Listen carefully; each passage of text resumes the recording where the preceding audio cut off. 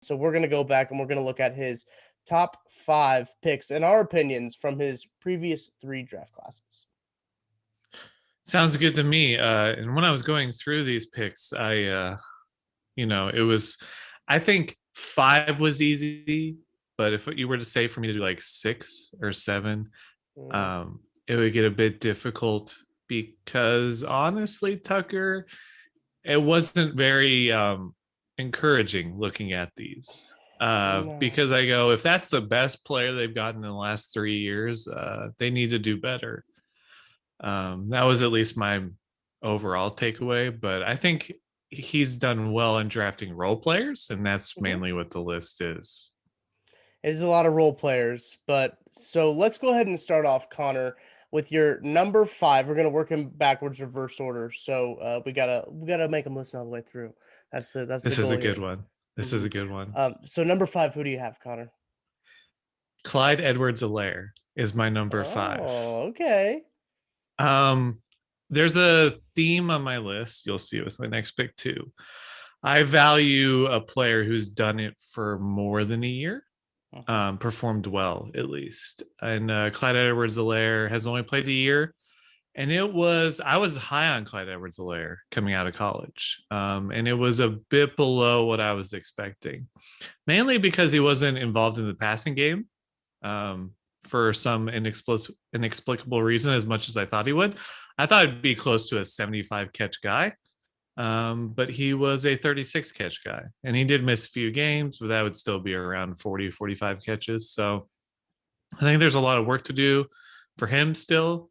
And the Chiefs, of course, they're trying to improve their run blocking on offensive line. Hard for him to do much when you have the worst run blocking offensive line in the league. So I'm hoping to see year 2 strides from him. I'm expecting it because he was a younger player. He was 21. So yeah, as he gets acclimated, as he learns the NFL, he didn't have an off season last year to learn the playbook or play with the Chiefs in training camp. So I'm expecting a big year 2 from him. But for right now, he's number 5. I think it's all fair. Jordan Foote actually shared a tweet with me that I thought was really interesting about how running backs miss an average of 2.7 games a season at the position. And so that kind of just goes back to the value of the running back position, drafting him so high. We could have that conversation until we're blue in the face. People won't change their sides on that. So I'm just kind of done having that conversation with people about it. But Clyde Edwards-Helaire, that's Brett Veach's first ever first round selection. Because if you Yeah. look back at the drafts, he didn't have one in 2018, 2019. He is on my list. I went back and forth if I wanted to throw him on there or not. I was like, I don't know. Maybe I don't. Maybe there are 5 other players better But than he's him. not your number 5. He's not my number 5 because my number 5 is Nick Allegretti. I think as a Uh, 7th round pick at 216, his ability to come in and step in for the Chiefs uh, was much needed, obviously, because the Chiefs he really was a battled the 7th game. round pick? 7th round pick, 216. I Um, thought he was 6. Oh, okay. yeah. Even So, better. yes, you can't ask more from a 7th round pick, really, to come in and Not be really. a solid contributor on the offensive line. Now, he did have some moments where he looked like a 7th round pick. I think that that's probably fair, but there were also moments where you didn't notice him on the offensive line. And I think that as an offensive lineman, that's really big to not be noticed, to not have your Right. name called out. So, Nick Allegretti kind of gets my nod at number 5 there. And number 4, I have Clyde Edwards-Helaire. That's where I have him at. Look, I mean, he has 181 attempts, 803 yards, 4 touchdowns, 36 receptions, 297 yards, 1 touchdown. You just touched about Clyde Edwards-Helaire. You would have liked to see him more in the passing game. So would I. I think he gets moved up higher if he was a 2nd round pick.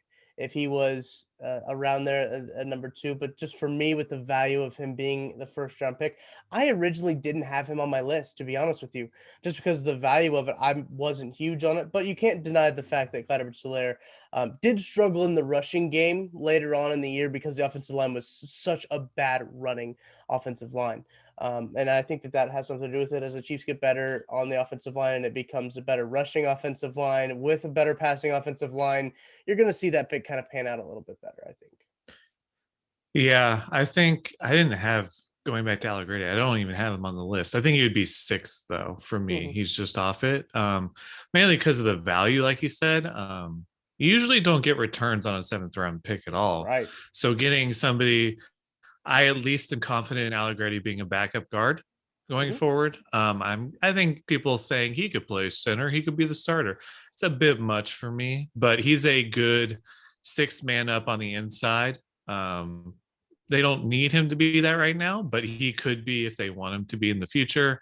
So I think that's a good pick there. And for Clyde, I think we said it there. The value, the value is not great. At least they did it at 32.